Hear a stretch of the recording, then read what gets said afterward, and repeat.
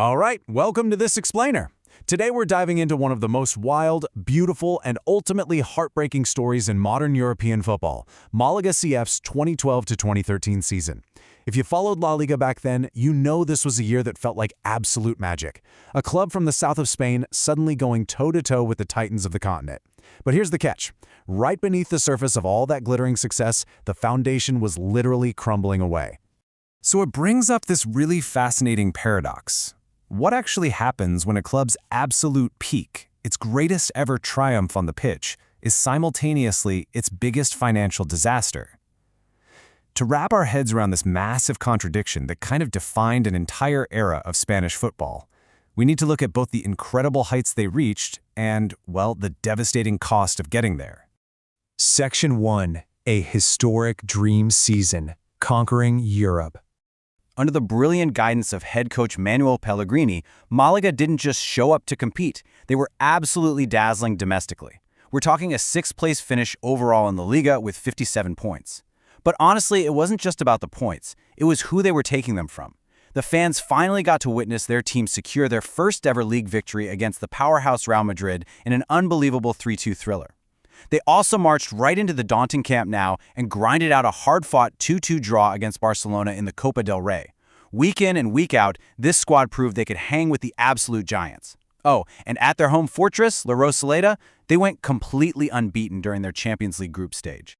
And man, that domestic success laid the groundwork for a Champions League run that felt like a movie script. Fall 2012, making their debut in Europe's premier competition, they shockingly finished first in their group. And they didn't just scrape by, they finished ahead of European royalty like AC Milan. Then came the winter of 2013, the round of 16 against FC Porto. Down 1-0 after the first leg, they pulled off a stunning comeback victory at home to lock in a spot among Europe's top 8. But then, spring 2013, the quarterfinals against Borussia Dortmund. You probably remember this one because it's infamous. After drawing at home, Málaga actually took the lead away in Germany. But then, in stoppage time, absolute heartbreak. A devastating refereeing error allowed a Dortmund goal to stand, despite literally 4 German players being blatantly offside. It was a completely gut-wrenching end to a beautiful dream. Let's move on to Section 2, the heroes of La Rosaleda, architects of the dream. Now, a great manager sets the tactics, sure, but you need extraordinary talent to actually execute them on the grass. And wow, what a roster this was.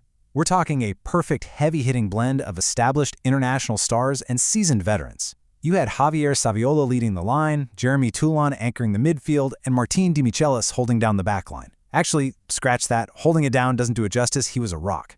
Toss in the magic of Joaquin on the wing, Willy Caballero standing on his head in goal, and the relentless Nacho Monreal owning the flank. This group didn't just entertain the fans, they legitimately terrified opponents all over the continent. And inside that squad of heroes, a few guys put up some seriously clutch numbers. Take the number 13. That's the total number of goals scored across all competitions by striker Roque Santa Cruz. And the crazy part?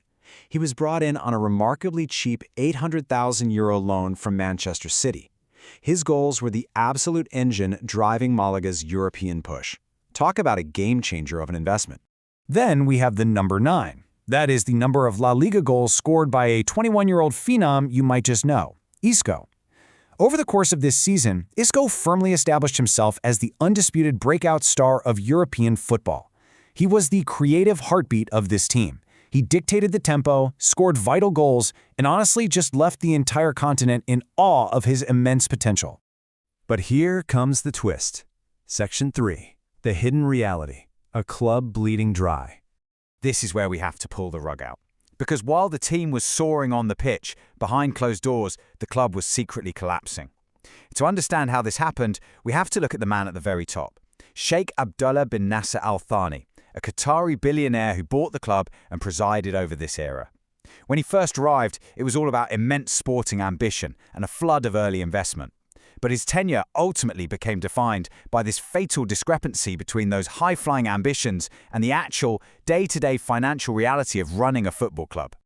Just look at the numbers here, because this financial duality is jaw-dropping. During that historic 2012-2013 season, the club brought in an enormous €45.7 million in transfer income. How? by selling off their very best players. Santi Cazorla to Arsenal for 19 million euros, Salomon Rondon to Ruben Kazan for 10 million euros, and even Nacho Monreal mid-season for another 10 million euros. Now, glance down at the expenditure. 800,000 euros, literally less than €1,000,000. They were competing against Europe's absolute elite while spending virtually nothing on inbound transfers, basically relying on that cheap loan for Santa Cruz and grabbing Saviola on a free. So what you're seeing here is frantic asset stripping. It was the dark underbelly of the whole season. That beautiful, fluid football Pellegrini's men were playing, it was kind of just a mirage.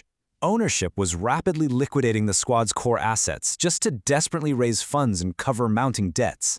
And at the exact same time, they were miraculously expecting the team to maintain peak performance using only bargain replacements and freebies. It was a completely unsustainable balancing act. Which brings us to the fallout in Section 4, the UEFA ban and legacy, the ultimate price. Eventually, gravity takes hold. You just can't run a top-flight football club on unpaid debts and financial smoke and mirrors forever. To understand the hammer that fell on them, we have to talk about UEFA's Financial Fair Play, or FFP. Basically, these are rules meant to prevent clubs from spending way more than they earn chasing success. Crucially, they strictly penalize teams with overdue payables, meaning you aren't paying other clubs for transfers, you aren't paying your staff, or you aren't paying your taxes. Malaga's sheer financial recklessness put them right in UEFA's crosshairs. And the final judgment was swift and, frankly, devastating. Despite all the blood, sweat, and tears shed on the pitch to finish 6th in La Liga, despite legitimately earning their European qualification through amazing sporting performance, they were banned, utterly blocked from playing in Europe. The front office's massive failure meant the players' success was, well, completely voided, just wiped out. The legal wrap-up was pretty much a nightmare. First, UEFA's club financial control body issued the firm ban for those undeniable FFP violations. Malaga, of course, formally appealed, fighting tooth and nail to keep that European spot they had rightfully earned on the grass. But ultimately, the Court of Arbitration for Sport, the CAS, completely confirmed UEFA's decision. That was the final nail in the coffin. Fate sealed. The European spot they fought so hard for was handed right over to Sevilla, the team that finished behind them.